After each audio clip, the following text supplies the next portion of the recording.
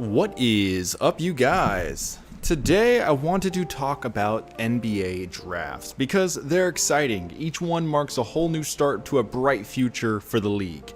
Each team and fan base goes into draft night praying that their pick ends up being a future star, while simultaneously also praying that they don't draft a bust. It's tough to make the right selection every time on draft night. Think about it, you're picking from a massive pool of people barely over 18 years old who only have experience playing against lesser competition. Really, something like 99+% of NCAA D1 basketball players are not NBA caliber, and very few international prospects have much valuable on-court time against other professionals. So it's really a crapshoot, but that's why it's fun. Today, I wanted to reflect on a draft from years past, specifically 2015. Now, 7 years ago, believe it or not. Yes, you are in fact getting old. Is that a gray hair? I have 2 gray hairs. I'm only 26 years old and I have gray hair. Anyways, the 2015 draft was a great one, thankfully. So I will have some good things to talk about as we move through the lottery and touch on a few other guys drafted later. Before we get started though, please like the video, as it helped me out way more than you guys realize. In 2015, the number 1 overall pick belonged to the Minnesota Timberwolves, a franchise with a long, storied history of blowing draft picks. But this year, thankfully, they made the right decision and chose Karl Anthony Towns. At the time, experts had him compared to guys like Andrew Bogut and Vlade Divac. Modest scorers who possessed a lot of size both vertically and horizontally, who earned their money with rebounding, protecting the rim, and in the case of Divac especially, passing. Towns has been these guys and some. A better comparison would have been Anthony Davis, as Towns is already a 3-time All-Star, 1-time All-NBA player, and he won Rookie of the Year for this class. His inside and outside scoring are terrific, he rebounds very well, he isn't a great defensive player, but he gets the job done at a suitable rate, and I think it is fair to say he may be the best 3-point shooter center in NBA history. The Wolves could not have done a better job with their selection. The number 2 pick was not quite as equal of a success. The LA Lakers were not a rebuilding team like the Wolves, they just sucked. This was mostly because Kobe Bryant was still playing big minutes. So Russell went through some growing pains in LA, both on and off the court. The Lakers ultimately found themselves with the number 2 pick again just 2 years later, and they chose Russell's replacement, Lonzo Ball. It took a bit longer than the Lakers had patience for, but Russell did eventually turn into a fine NBA player. In his 4th year in the league, he led an exciting young Nets team into the playoffs and made his first and so far only All-Star game. Those Nets had it all and threw it all away in laughable fashion. Think about it. They had the young quartet of D'Angelo Russell, Jarrett Allen, Caris LeVert, and Spencer Dinwiddie. Now, the franchise has become a mess, but back to Russell. Since then, he has changed teams 2 more times, but he seems to have found himself a nice home in Minnesota, playing alongside the guy that was drafted ahead of him, Towns. The 3rd pick in 2015 went to the Philadelphia 76ers, who were in the early stages of their notorious rebuild nicknamed The Process. Jahlil Okafor was drafted with the hopes that he would be the future man in the middle for this young super team. He was replacing their first center of the future, Nerlens Noel. Okafor had a successful college year with the Duke Blue Devils, so many had him pegged as a sure thing, especially since Duke has a reputation for taking advantage of the free labor provided by young future NBA players. I mean, creating NBA talent. But no, that obviously did not work out. Okafor's old school back to the basket game just did not translate to what the Sixers were trying to do. In fact, it's hard to get minutes in the NBA as a big man playing the way he does. He can't shoot threes, he doesn't create well for himself or others, and he is absolutely useless on defense. It's shocking to me that so many so-called experts didn't anticipate any of this. After 1 year, where he put up a lot of points and rebounds on a bad team, Okafor has since bounced around the league playing on 4 different squads, which is like Russell, but unlike Russell, he is now out of the league. The 4th pick went to the New York Knicks, who chose Kristaps Porzingis, a very interesting player who Knicks fans were very laughably hard on draft night, but quickly turned to love as he was just a highlight machine who could do seemingly everything on the court. A lot of you kids watching this don't remember this, But there was a time when the debate was Towns or Porzingis, who would you rather have? But unfortunately for everyone, being 7'3", skinny, and playing as aggressive and sometimes as reckless as Porzingis did ultimately led to him sustaining multiple lower body injuries that have since plagued his career. I remember watching him play with the Knicks with my jaw on the floor. He was nicknamed the Unicorn by the league and its fans for a very good reason. He was unlike anyone else we have ever seen. It's a shame things went the way they did, and he has become the player he is now, but sometimes there's the breaks. The 5th pick went to the Orlando Magic, and here is where we encounter our first obvious bust, who was a bust within the first year, because I guess Okafor was a bust. Mario Hezonja. He was a 6'8" small forward from Croatia who some people had dubbed as Europe's version of the future LeBron James. He had both the physical tools and definitely the confidence to be a great NBA player, and unlike most of his peers in this class, he actually had professional experience under his belt playing in Europe. He was also the FIBA European U16 Tournament MVP in 2011. He had proven himself internationally and rejected NCAA offers when they came because he wanted to play higher competition and make more money in Europe. But in Orlando, unfortunately, he just wasn't very good. He was given minutes, maybe not as much as other guys drafted around him, but he had plenty of opportunities to play and develop. He just didn't really take off.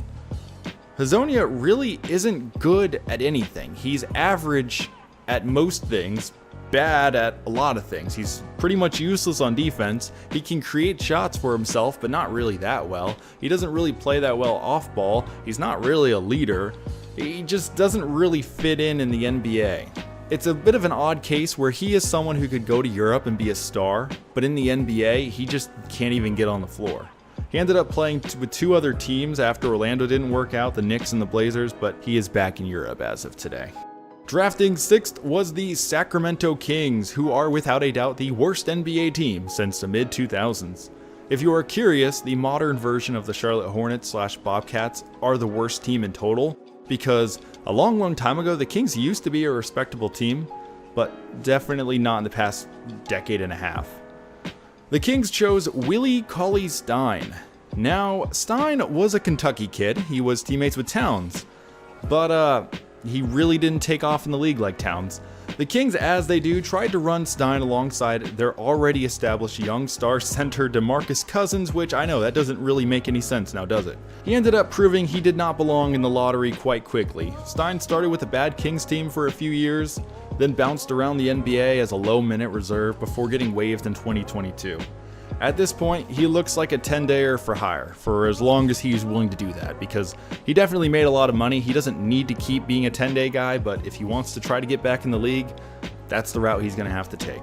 The 7th pick went to the Denver Nuggets, who made a long shot of a pick, choosing an American prospect who opted to play professionally in China over going to college, which you just don't see that often, Emmanuel Mudiay.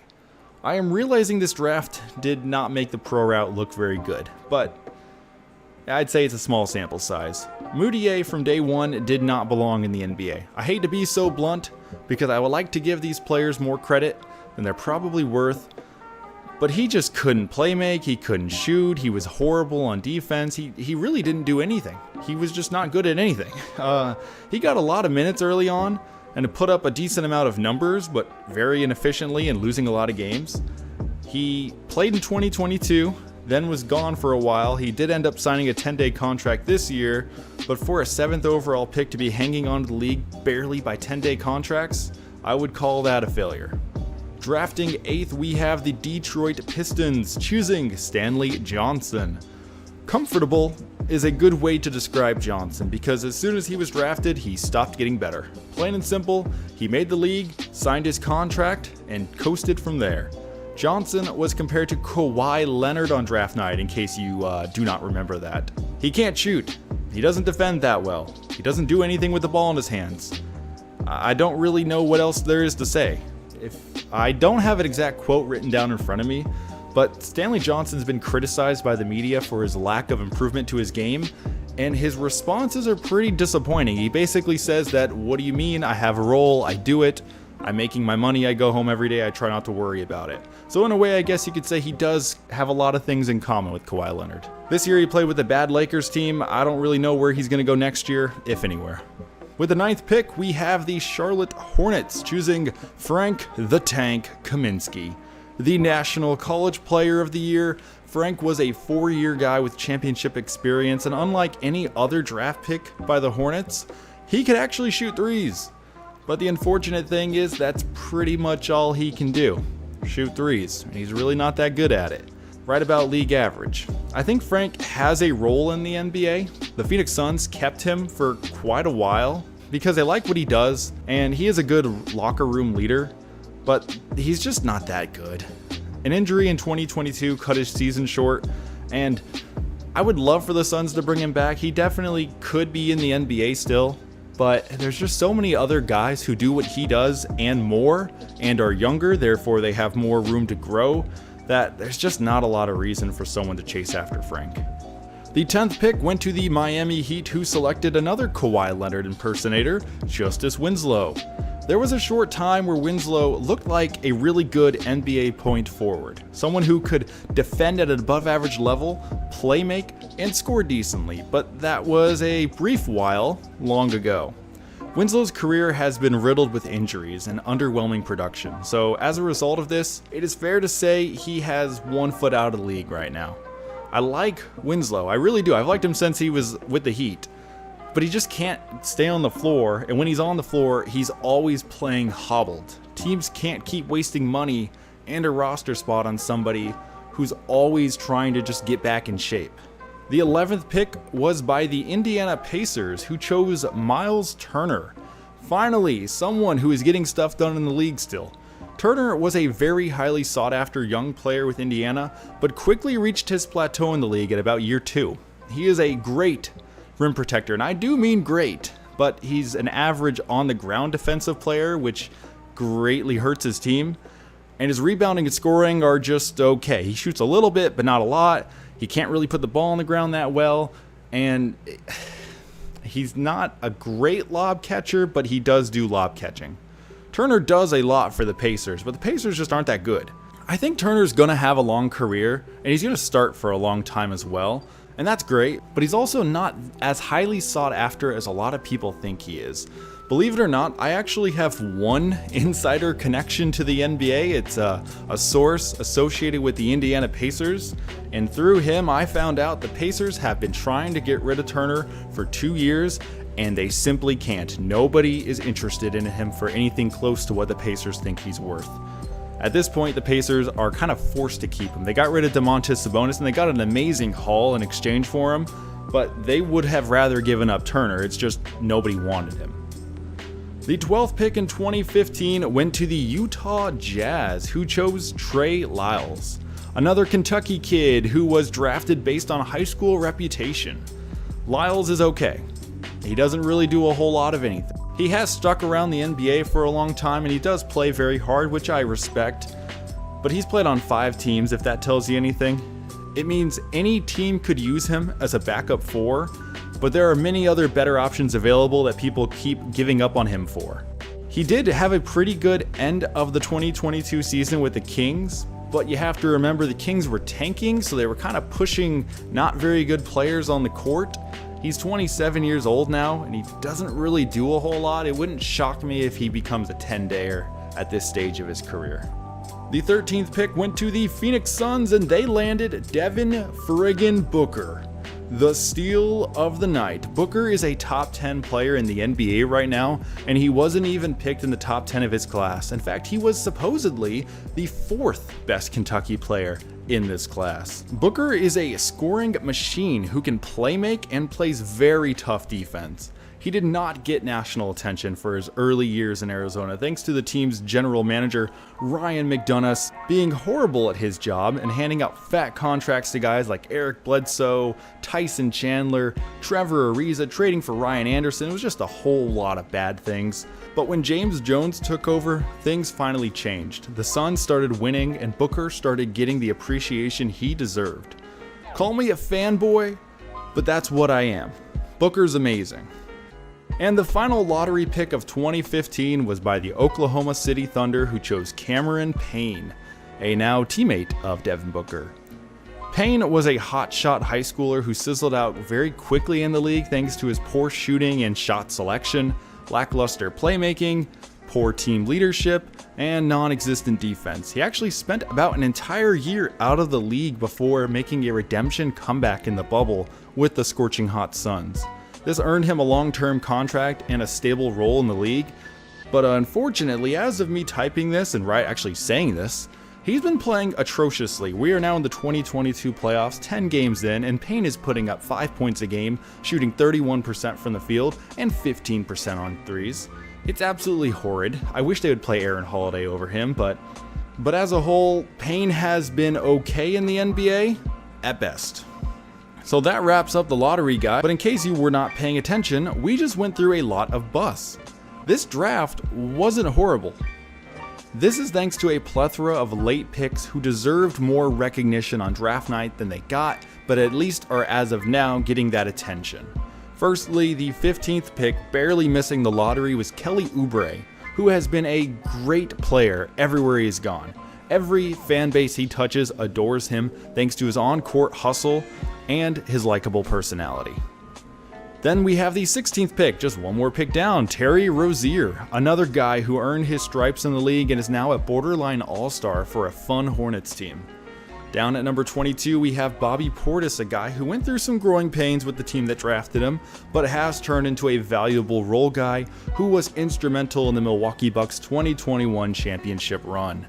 The 23rd pick was Rondé Hollis Jefferson, who has hung around the league thanks to his great 3-and-D ball, and as of last night or 2 nights ago, he was scorching the Suns, which is really sad for me. Number 27 was Larry Nance Jr., who has earned a lot of good minutes on a lot of good teams. The 30th pick was Kevon Looney, who is a champion and a current starter with the Golden State Warriors. Then if we keep going to the second round, we have even more good guys like number 31, Cedi Osman, who gets stuff done with the Cavs. Number 32 is Montrezl Harrell, one of the best offensive backup centers in the NBA. Number 37 is Richaun Holmes, another guy who has played very well in the league and for a brief time was the Kings' center of the future until they decided to go for Domantas Sabonis, and now Holmes is kind of homeless. Holmes is homeless, what a word. Number 41, giving up his minor league baseball career, Pat Connaughton has looked very good and just won a championship with those Bucks.